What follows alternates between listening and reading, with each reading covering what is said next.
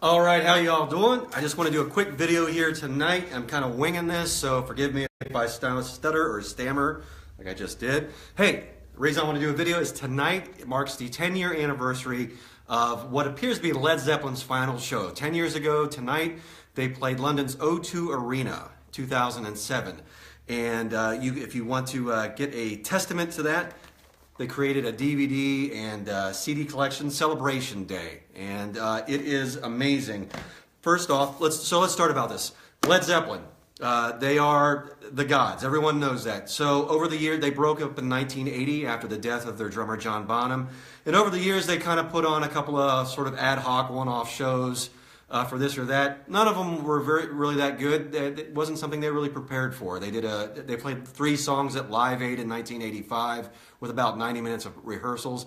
They played Atlantic's 40-year birthday celebration or whatever for Atlantic Records. Didn't come off very well. So the idea was that they were playing what ostensibly was a tribute to Ahmet Ertegun, who was the president of Atlantic Records back in the day when Led Zeppelin was with that label. And the idea was that they were going to play a concert as tribute to their mentor and to the label head who granted them such autonomy and allowed them to do what they did.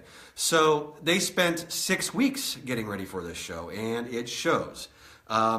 First off, I want to get off a lot of people when this concert came out. I know we deal with trolls these days, and it's just part of the life here in these days. You have to deal with trolls and naysayers, but it still pisses me off because it's bullshit. This is a phenomenal concert. This is Led Zeppelin. This isn't some nostalgia act. They came and they brought it. And you'll hear a lot of people saying, well, it sucked because they had to tune their instruments down for half the songs because Robert Plant's voice, he can't sing anymore and he can't hit the notes anymore. So it was pretty lame. No, it wasn't lame, okay? Part of the problem with it, first off, a lot of bands will do that. They tune their instruments down for the sake of their singer when they're playing live. Because it's one thing to hit high notes when you're recording an album. You're in the studio. You can take a break, you can rest your voice or whatever.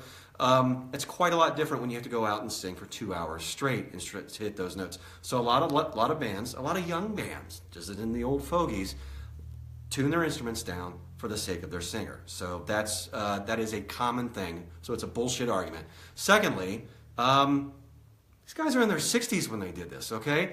The human voice can lower up to a full octave over the course of your life. It'll start out very high and drops as you get older. So a 60-something Robert Plant isn't going to physically be able to hit the notes that a 19-year-old Robert Plant used to hit, okay? So, that's just physiology. You're not going to change that, okay? So, I defy anyone who says these things to try and hit those notes when you're 60, okay? Oh, wait, you can't, because you're not a golden god. You're a lame asshole who's never accomplished anything in your life. And so you get your jollies and try and feel less insignificant by going after Robert Plant, okay? Instead of recognizing the fact that you've spent all your time on Earth as a waste of oxygen. Okay, cleansing breath. Back to the show. Phenomenal show. From the very first notes. They open up with good times, bad times. From the very first notes, they are tight. You can tell. They never toured after this. There was a lot of talk about them touring after this show because it was so good. I tell you, I think the other 3, Robert Plant bowed out. He didn't want to do it because he was busy making bluegrass albums or something.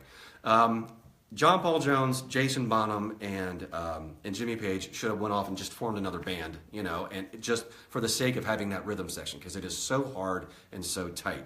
Another thing about the show is the fact that Jason Bonham, he is his father, John Bonham, was their former drummer. And you can hear it. Well, first off, he grew up around his dad until his dad passed away. So you talk about you can't ask for a better education as far as playing the drums. I mean, what would those lessons be worth, for God's sakes, And also, he's done his homework. He knows his material. When Led Zeppelin, over the course of their careers, when they would play songs live in concert, a lot of times they would jam on them. They would improvise over them. Some of their longer songs, like Dazed and Confused and No Quarter, songs like that, they would stretch them out. A 6-minute song would get stretched out 12 minutes, 20 minutes, sometimes a half hour. And they would introduce these little musical themes into them, and that would be the basis of what the band would improvise over. So, for instance, if you happen to be in possession of, I don't know, a very rare vinyl bootleg copy of Led Zeppelin playing the LA Forum in 1972, you will hear them improvising over some of these songs, and they will introduce these themes. And any other show that you would have seen in 1972, you would have heard those same themes that they're improvising over.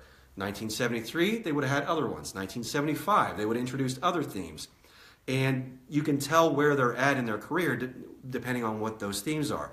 One of the things that Jason Bonham said is as the O2 show went on, he started loosening up, feeling a lot more comfortable and going for it.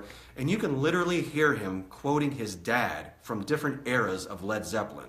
It's a really, if you're a music nerd, it's a really neat thing to see or to hear more precisely. And it's just really cool.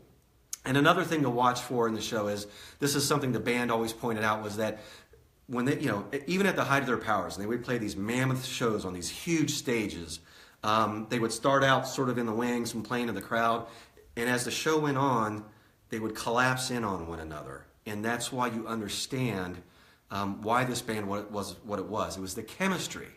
It was just, by the end of the show, it's just four guys playing to one another, and you see it. They're just feeding off one another's energy. That's why they're Led Zeppelin, because they had chemistry like nobody else, no other band.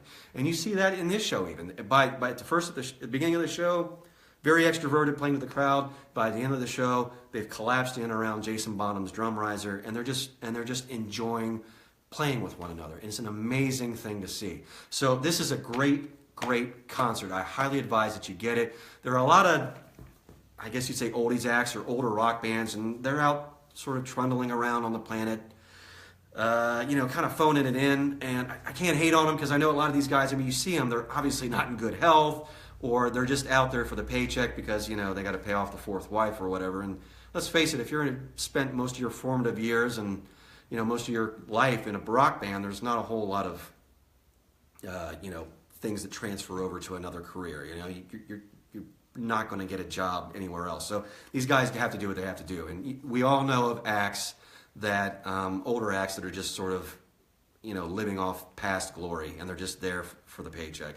This is not that. This is Led Zeppelin. This is the hammer of the gods. This isn't something where, they did a good job. If you kind of squint, you can still sort of see Led Zeppelin. This is Led Zeppelin, okay? It is awesome. I highly advise you to get it if you don't have it.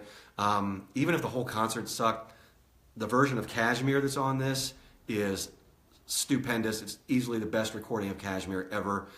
It's phenomenal. So get it. Also, don't listen to it on some little bullshit earbuds. This is Led Zeppelin. That's like watching Lord of the Rings on your phone. I mean, what are you doing? You might as well read the book, okay?